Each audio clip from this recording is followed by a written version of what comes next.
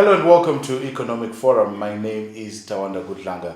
In this episode, we are focusing on regional integration and understanding some of the benefits that can be derived when nations come together for a common cause. One such country that needs no introduction really when we talk about such synergies is Mozambique. Historically and politically, Mozambique has been an ally of Zimbabwe dating back the days of the liberation struggle. Other countries as well, Zambia, Malawi, Tanzania, South Africa, have been critical in shaping the region, particularly what also Zimbabwe envisages to achieve in its political and economic policies. We have invited in the studio Mr. Dave POPATLAL. He is the founder of the Zimbabwe-Mozambique Foreign Friendship Association, ZIMOFA. He is also the current board chair of the Zimbabwe Airport Company, or the Airport Company of Zimbabwe. Sir, thank you so much. Thank you very much for the opportunity. Now, you are a Mozambican nationality. Correct. You are in Zimbabwe. Your relationship with the country dates back to the days of the liberation struggle. You interacted with some of our heroes, our political stalwarts. Integration between Zimbabwe and Mozambique has always been integral. Tell us more about the importance of regional cooperation.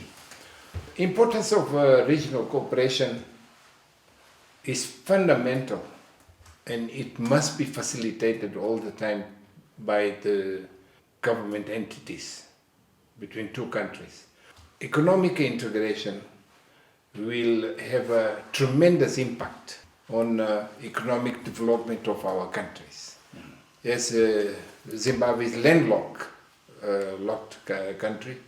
Mozambique got access to the sea. And that integration cannot be done without participation, active participation of Mozambican government, Mozambican people, and Mozambique itself. The corridor, Beira Corridor, is a survival and oxygen, let's put oxygen line for Zimbabwe. It is the nearest distance to import and export products necessary for Zimbabwean survival and economic activities. So, Beira Corridor is our lifeline. We have another lifeline, which is Limpopo Corridor. Then we have another one corridor, it's a Tete Corridor, which links Zimbabwe to the northwest countries like Malawi, Zambia, etc., etc. So, particularly Mozambique plays very pivotal role, and we are fortunate that our relations, solidarity and friendship relations, are intact, and are day by day we are consolidating those relations which got positive impact on economic integration of our region. Integration is a natural process. It doesn't need any agreement as such, because our people mingle, our people cross borders. We have crossing borders. We have about 5,000 people moving across Zimbabwe and Mozambique.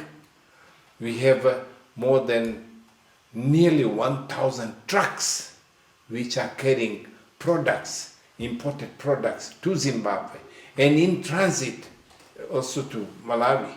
So Zimbabwe is also a country which plays the role for other neighboring countries like Malawi. They cannot survive without participation of Zimbabwe. Activities which is going on, especially on the transport sector, through Beira Corridor is fundamental, and we have excellent relations with Mozambique. Mozambican government has been always very generous, in fact, in not charging exorbitant fares or prices through the borders. The borders also, they are very practical. They never create any problems to Zimbabwean citizens. As you know, we have agreement between Zimbabwe and Mozambique where one doesn't need even visas to visit Mozambique or Mozambicans visiting Zimbabwe. That is commendable. That government of Zimbabwe and Mozambique, both governments, should be congratulated for that initiative. Because that initiative alone of not needing visas encourage our people, our informal sector. And here comes the role of informal sector. In fact, informal sector should be encouraged because informal sector is survival of hundreds of thousands of families in Zimbabwe. Government should facilitate, should promote that informal sector. If there are restrictions at the border, then they will use illegal points, entries, what is happening, and will happen forever. So we also should encourage the joint commission activities. Because joint commission activities, we had 11 meetings, joint commissions. The last meeting took place in 2014. We need a frequency, more frequent meetings of joint commission. I will just hold you there as we will talk more about joint commissions and their impact to socio-economic aspirations of both countries. Join us after the break as we talk more about regional cooperation.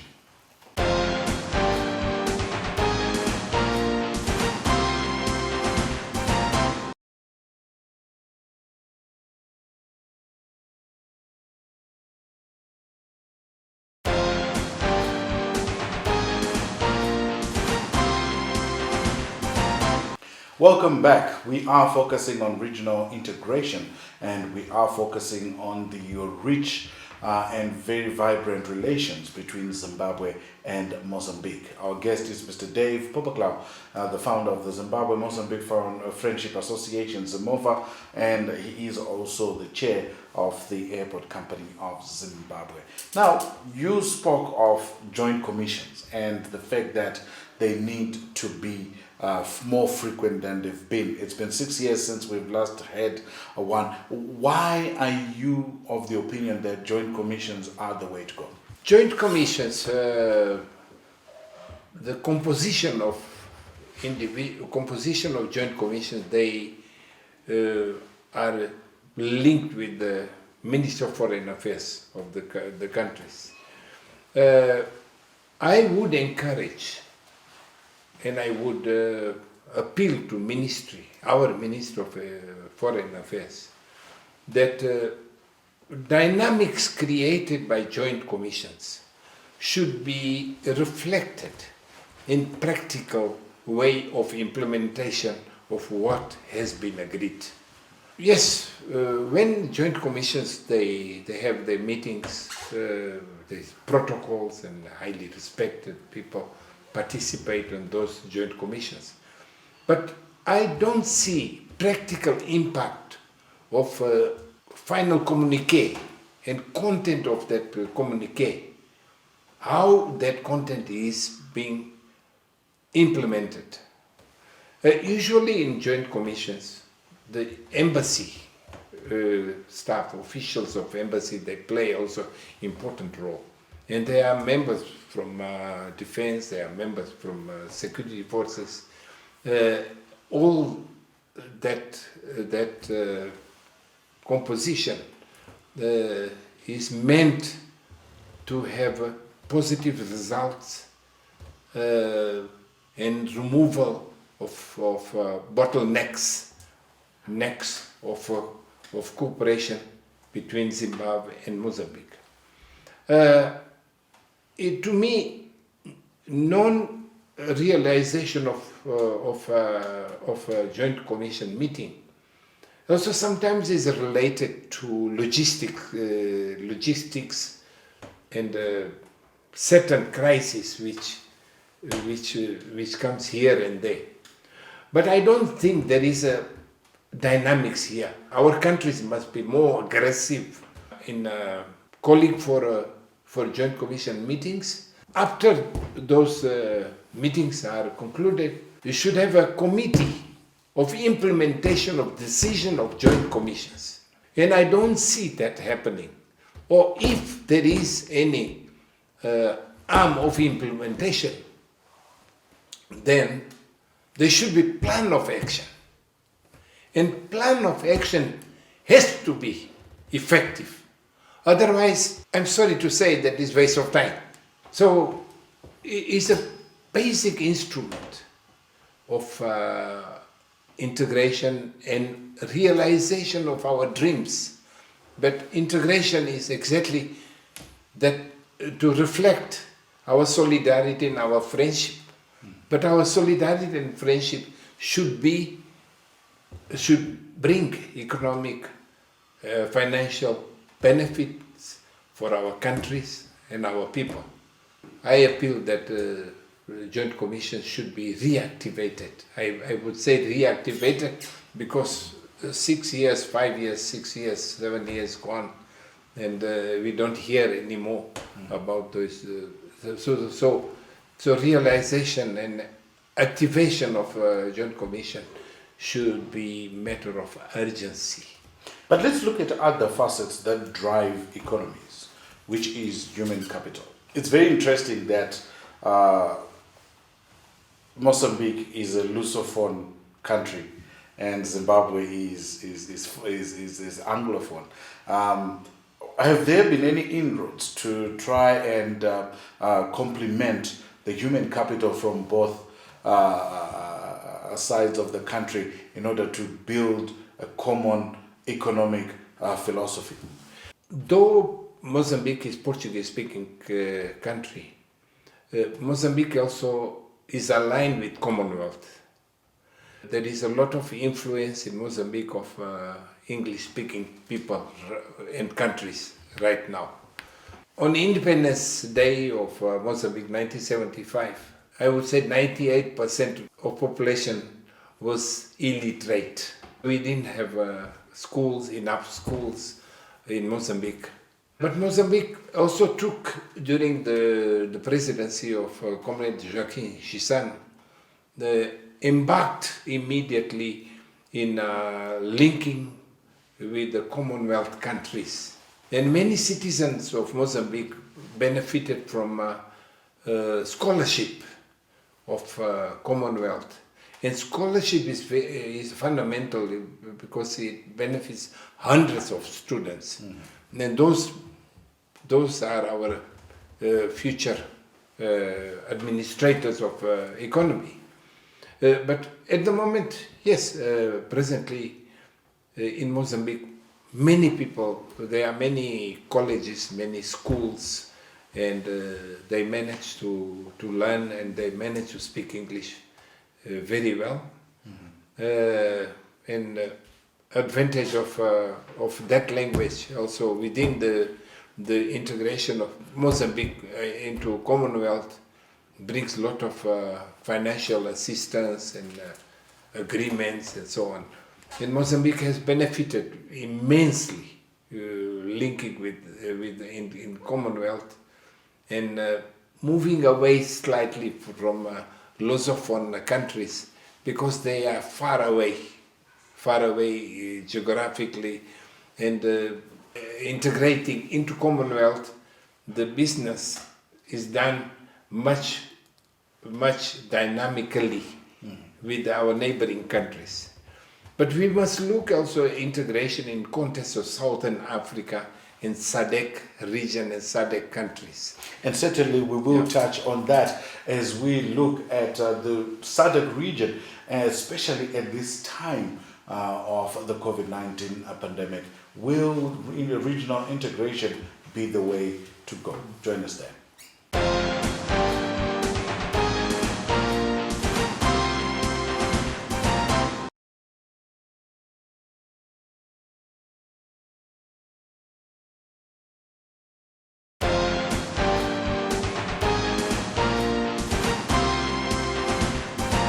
Welcome back. This is the third segment where we are focusing on regional integration. And we have Mr. Dave POPATLAL. He's the founder of the Zimbabwe-Mozambique Friendship Association, ZIMOFA, and he is the current board chair of the Airport Company of Zimbabwe. Zimbabwe is next to Mozambique as well as South Africa, and you could call it a wartime again because of the COVID-19 pandemic. And there could be no better time to test solidarity, friendship, and integration within the SADC framework. Whilst they talk of social distancing, they say together apart.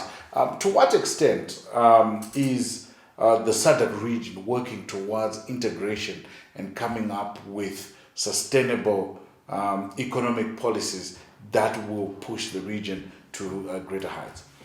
We used to have frequent meetings of SADC. First it started as the frontline states during the struggle. Then frontline states, they gave support to liberation struggle for Zimbabwe. But this integration practically is moving forward, though slow, is slow for other reasons. But I think economic integration we should move with the freedom of movement of citizens of these countries, which is happening as well, because South Africa is not asking for a visa for Mozambican citizens. They don't need visa to visit South Africa. Equally, Mozambicans can also, they don't need visa to visit Zimbabwe.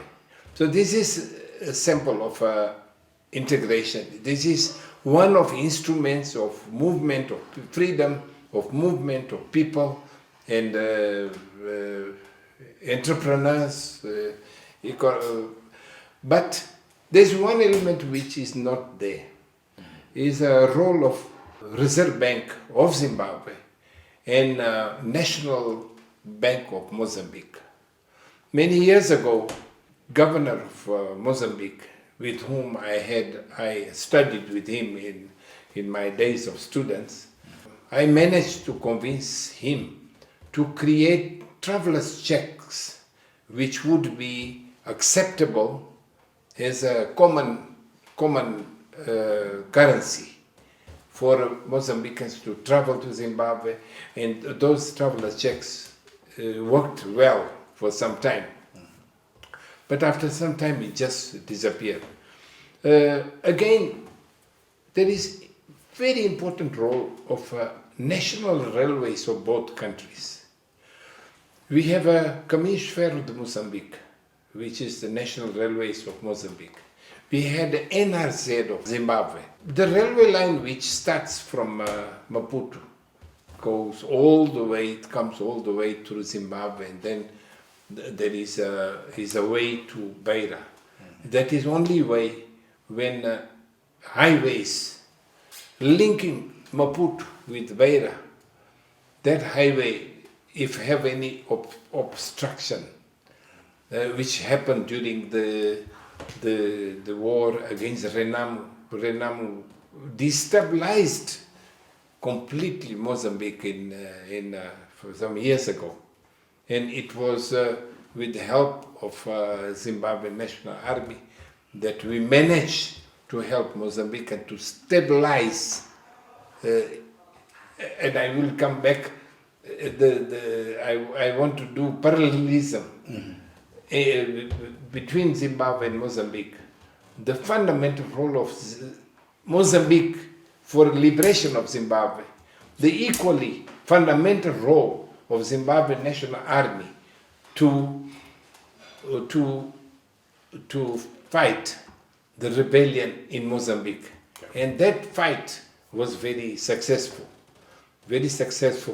And I would say that our Vice President, Comrade General Chivenga, was one of commander in Chimoio with whom I I visited him a number of times because we as ZIMOFA, we were giving the humanitarian assistance to Mozambicans those days. Integration is fundamental.